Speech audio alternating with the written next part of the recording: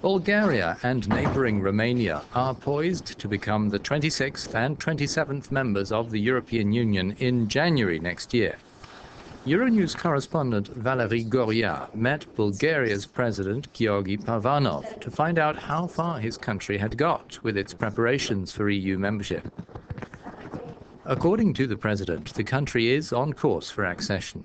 He says Bulgarians are making considerable sacrifices to achieve their goal of EU membership. Mr. President, hello.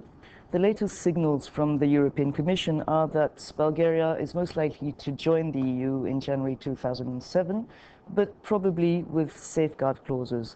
So does this worry you, and what would be the consequences of such clauses? We can definitely say that Bulgaria today has the same level of preparedness as the 10 countries which joined the European Union in May 2004 had at the time of their accession. That's why we hope that there'll not be any double standards and that the same arrangements will be applied by Brussels as in the case of those 10 countries. Safeguard clauses are a real concern. I don't consider they would be likely to be a motivating factor for stronger efforts on reform. On the contrary, they would tend to discourage the Bulgarian people. I would rather we sat down with our partners to find a good formula for cooperation so that reforms can be carried forward from a particular point in time, particularly in areas which have been identified as deserving special attention.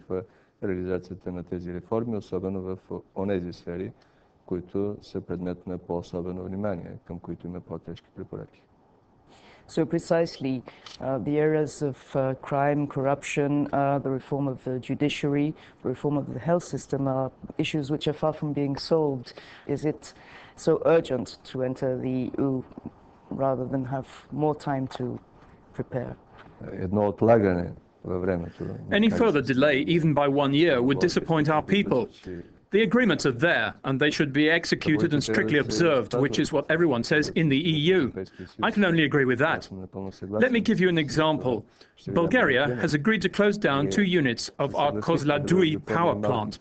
Work is underway to that effect, even though this decision wasn't fair to Bulgaria and to the Bulgarian people. Therefore, it's very important for Europe to understand and take into account the sacrifices and deprivation people are going through to meet their commitments. The European Union itself needs to make an effort towards Bulgaria's integration.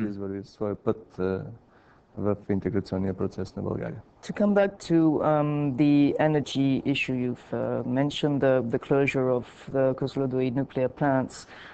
When will this happen? And are you worried about Romania's competition in the energy field? The fact is that Bulgaria definitely has ambitions in the area of energy and would like to retain its position of energy hub for the region. This can be achieved in different ways. We want to develop our nuclear sector. We're still building a new nuclear facility which will meet all European and world standards in this field. Also, Bulgaria is working to achieve the status of major transit hub for gas and petroleum from east to west. Given an efficient and flexible government policy, Bulgaria will be well placed to keep its position in the energy market.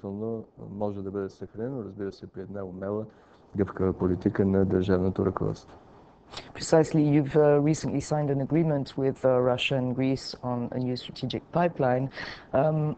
Russia seems to want the share of the lion. Is that a problem for you? And is this agreement a sign that you want to tighten relations with Moscow? I should point out that this project has been in the pipeline itself for a long time. It's an integral part of the comprehensive European vision in terms of development of energy networks. It's not only an important project for Bulgaria, but it's also important for Europe, which has no alternative in the field of energy.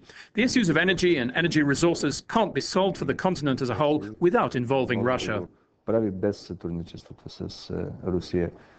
On another issue in another country, are you in favor of Turkey's accession to the European Union? Why or why not? Since Turkey is a neighbouring country, of course we have an interest in seeing Turkey go along the European road and eventually in the future becoming a member. I hasten to add, however, that to achieve that, Turkey needs, as has been the case with all other countries aspiring to membership, to make the concrete and difficult steps necessary to meet all the economic, political and other criteria required by the European Union.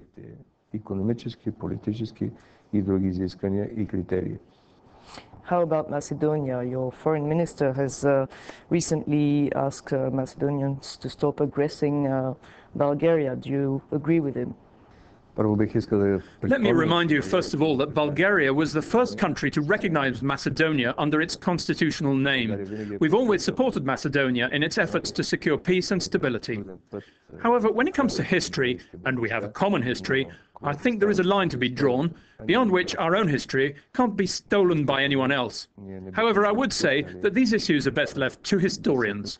We should put our efforts together and look ahead towards the future. Let's collaborate in that direction. Bulgaria is making progress already, and hopefully, in the future, Macedonia will also join the European Union.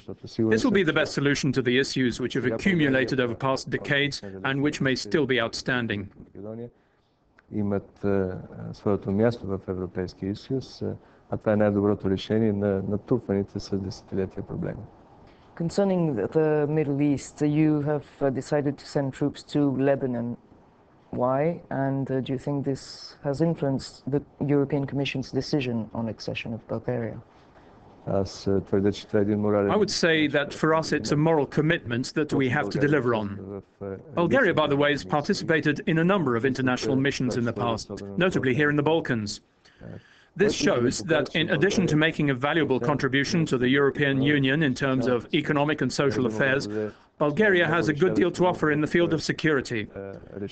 I'm talking not only in terms of the security of the European Union, but in helping ensure security in other parts of the world. Mr. President, thank you very much. И аз ви благодаря. Желая успех.